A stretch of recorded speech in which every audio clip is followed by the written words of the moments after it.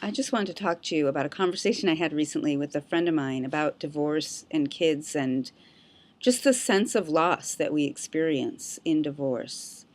And one of the things that I've really focused my work on is how much loss we feel when we're getting divorced. And there's two components to this. There's the sense of loss of the relationship with the partner, and then there's also the fear of ongoing loss of the relationship with our children.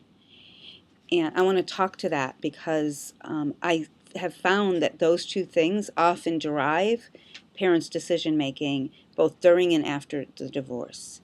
And one of the things I want to share with you today is a concept and theory that I've developed over time that I call the umbilical cord theory as a metaphor. And so bear with me here as I describe this theory with that concept in mind. So the way I like to think of this theory is that when we have babies, when we're pregnant, when women are pregnant and carry the baby to term, there's a normal birthing process if you have a normal term baby. And that is you hold the baby inside of you, if you will, for the time of the pregnancy.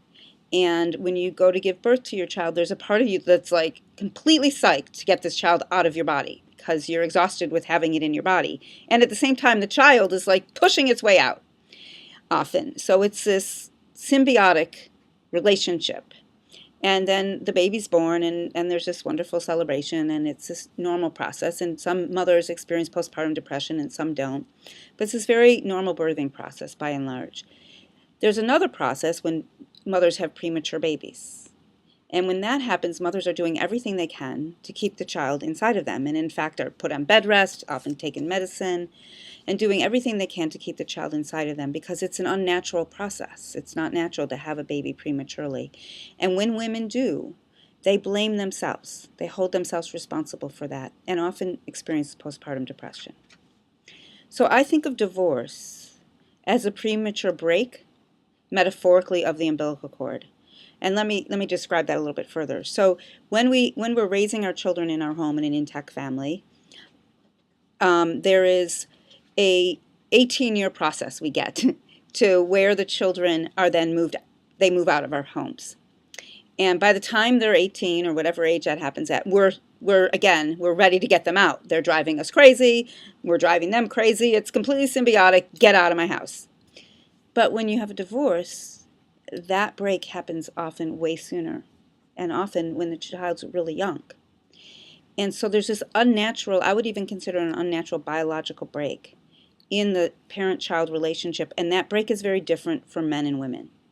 And for women, particularly the mothers who've been a stay-at-home mom, it is a fairly traumatic break, and it becomes difficult for them to envision sharing, if you will, their children with the father and having the children not spend all the time with them. And this manifests in common ways that I see all the time. Mothers always asking the father, what's happening at the dad's house? What are they eating? How late are they staying up?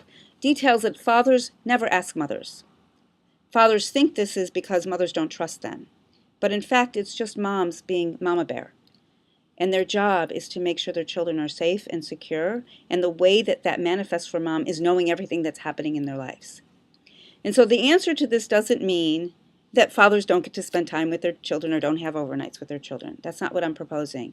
What I'm proposing is that we understand this dynamic and be compassionate and sympathetic to it. And just like children who experience separation anxiety, we find a way to create a plan that addresses the mother's concerns and the father's concerns and holds them together so that the children's needs are what's driving the decision making rather than the hurts and fears of the mother and or the father.